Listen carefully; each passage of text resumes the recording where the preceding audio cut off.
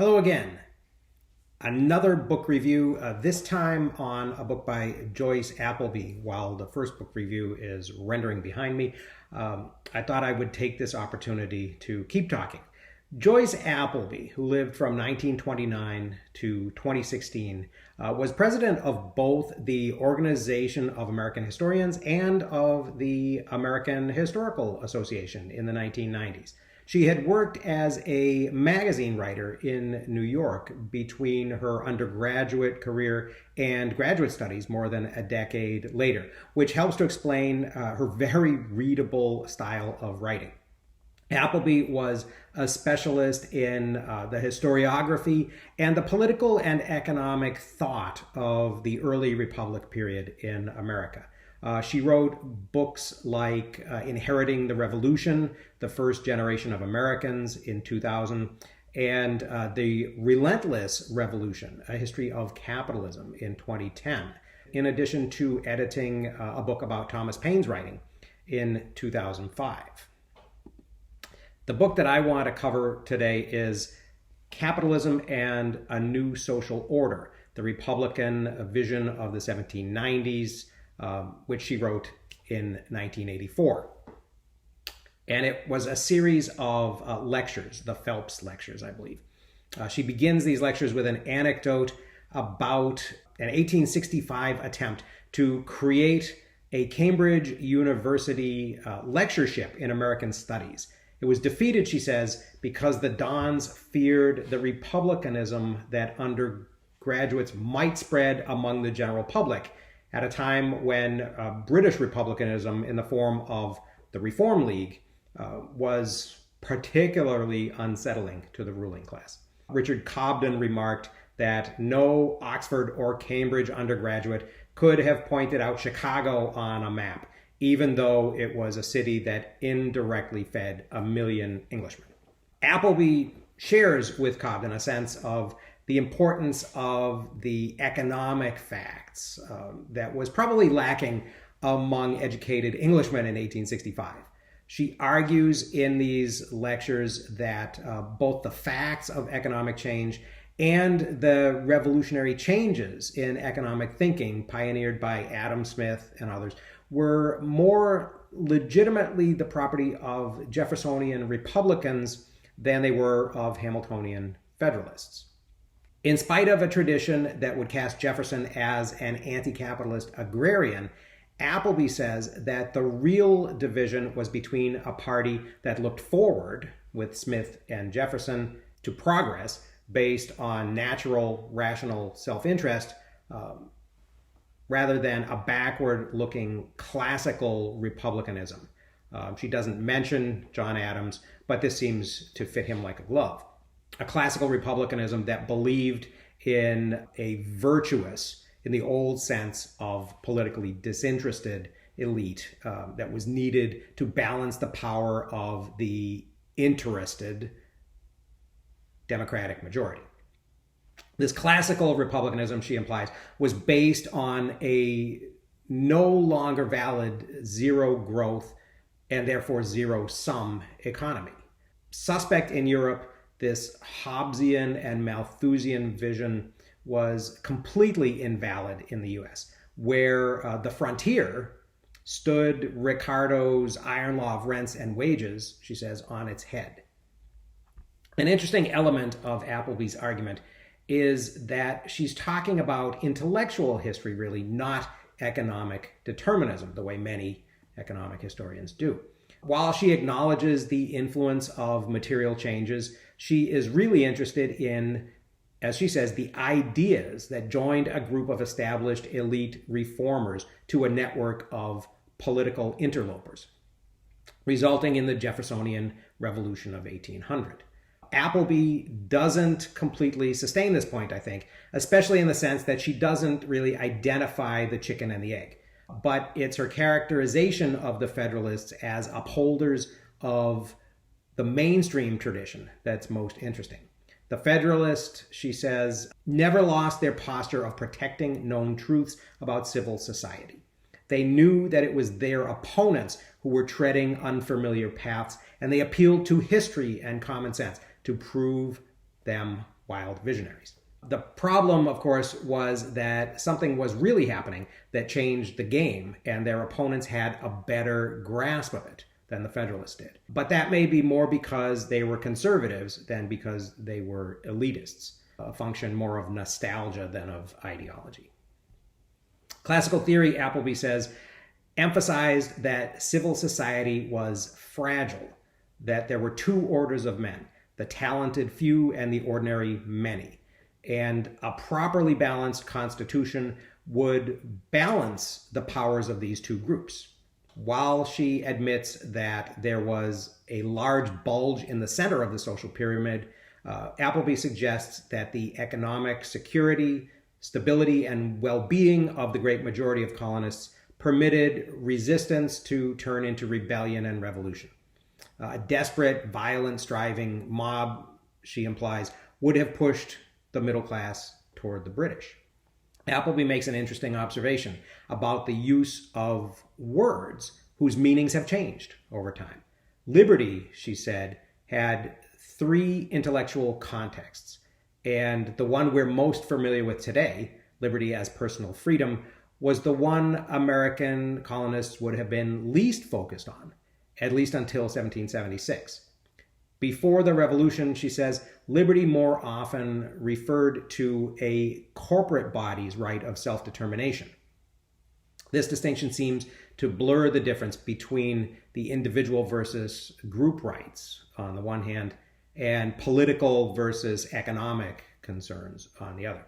But maybe that's part of the ongoing issue with these ideas, that we're never really clear about how these various ideas about individual rights and group responsibilities ought to play together. One of the things that distinguishes the liberal conception of liberty, Appleby says, is its ahistorical nature. Rather than looking for examples in classical cultures, she says, Hobbes and Locke reasoned from an imaginary account of man in the state of nature to an abstract definition of liberty. But this system-building impulse, the impulse of the empirical enlightenment, the scientific revolution, wasn't universally shared. Most people stuck to old ideas of corporate liberty, so that only when it became clear that their interpretation of the imperial crisis was not shared in the mother country did the colonial rebels shift ground from the historical rights of English subjects argument to the abstract rights of all men argument. But ultimately, it was economic change in the form of freedom from the fear of dearth that enabled this change of attitude to become widespread. I think it's interesting to compare Appleby's idea about this change to accounts of Americans in England and to accounts of British support of the American cause.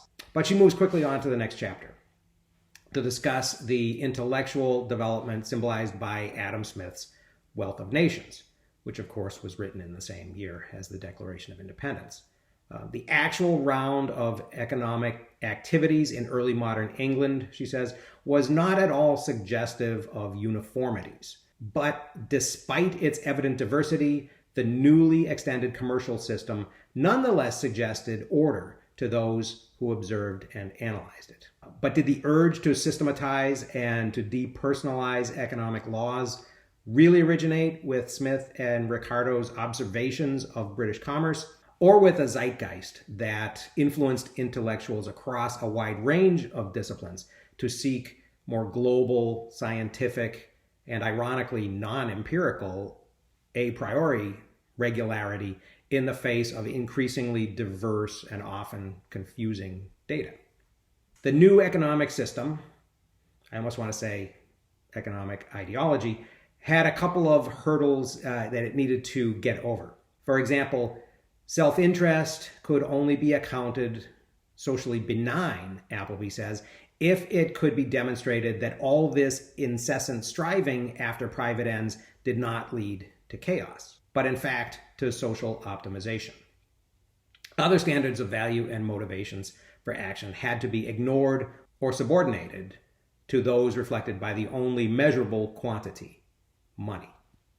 Homo faber, man the doer, took precedence in these writings over man the believer, man the contemplator, even man the sinner, she said. There's an interesting passage in Martin Bruegel's Farm Shop Landing that I read about the same time, where New York courts began trying to enforce a uniform impersonal market by banning preferential relationship-based practices that had been the hallmarks of an older physical marketplace. And I'll talk more about that when I talk about Bruegel. Again, as I was reading this, I was wondering if it wasn't the explosive growth of the mercantile sector at this moment in history that allowed for this reductive sleight of hand. If there wasn't so much to see in the world of commerce, would all the things left out of economic thinking have been a little more obvious? Similarly, in the New Republic, are we seeing an increase in agricultural productivity based on expansion into fertile Western lands and reduced population growth, and attributing these changes to a new rural capitalism just because we know that that is what happens later? Appleby mentions Jefferson's preference for wheat over tobacco in his notes on the state of Virginia, which he calls a benign conception of an economy of food production that was to have far-reaching ideological implications. I have a little trouble seeing Jefferson as someone with a clear vision of agricultural realities, but he was clearly the founder of a powerful agrarian and ultimately free labor ideology, ironically. But Jefferson's agrarian vision, or at least the vision that's attributed to him, may hide more than it reveals. Albert Gallatin's protest of the 1800 Bankruptcy Act may be more instructive. Appleby says that Gallatin believed it favored merchants, when in fact the same man was frequently a farmer and a merchant, and perhaps also a manufacturer, she says. Appleby quotes Lewis Hacker's complaint that American historians writing after the period of the robber barons always had an anti-capitalist bias. But Jefferson's belief that wheat was a better crop than tobacco was based on the special case of early cultivation bumper crops on an expanding frontier, and on the particular ways that tobacco was cultivated in the South, slavery on exhausted soil. The point is that we're not talking about anything remotely resembling universal economic laws. We're always talking about special cases. Somehow, though, we've developed the idea that economic theories, which all developed in particular historical moments, represent some type of higher Platonic reality. An expanding economy clearly leads to optimistic, laissez-faire conclusions about opportunity, protection, and social responsibility that become the assumptions of the next round of theories. This seems so obvious that I'm embarrassed a little bit to be putting so much stress on it, but it doesn't seem to be carried into the histories. We still say things like the first capitalists were farmers and landlords, as if we can recognize some universal definition of capitalist that applies equally to 18th century farmers and to 21st century investment bankers. Appleby says that historians had examined the issues dividing legislatures and then worked back to the constituencies and discovered that American voters were either localists or cosmopolitans, depending on where they lived. The historian who said this, Jackson Turner Maine, seems at least to complicate the economic issues by addressing localities and ultimately the sources of people's money. Maybe this type of approach allows economic events to influence historical change without letting economic theory overwhelm explanation. Appleby touches briefly on class, mentioning that the British Attorney General warned Thomas Cooper to continue, if you please, to publish your reply to Mr. Burke in octavo form, so as to confine it probably to the class of readers who may consider it coolly. So soon as it is published cheaply for dissemination among the populace, it will be my duty to prosecute. Cooper probably deserves some study himself.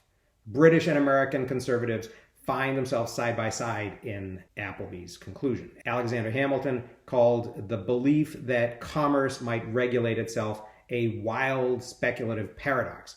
But Adam Smith's invisible hand was warmly clasped by Democratic Republicans. Thomas Cooper's 1800 political essays encapsulate the libertarian creed that Appleby says Jeffersonians endorsed. Prohibit nothing, Cooper said, but protect no speculation. It's ironic that the history of capitalism in America becomes mostly the story about businessmen and politicians preaching the first injunction, prohibit nothing, while continually breaking the second, protect no speculation. So I'll probably have more to say about that in the future. But that is all for now. So thanks for listening. I'll see you again next time.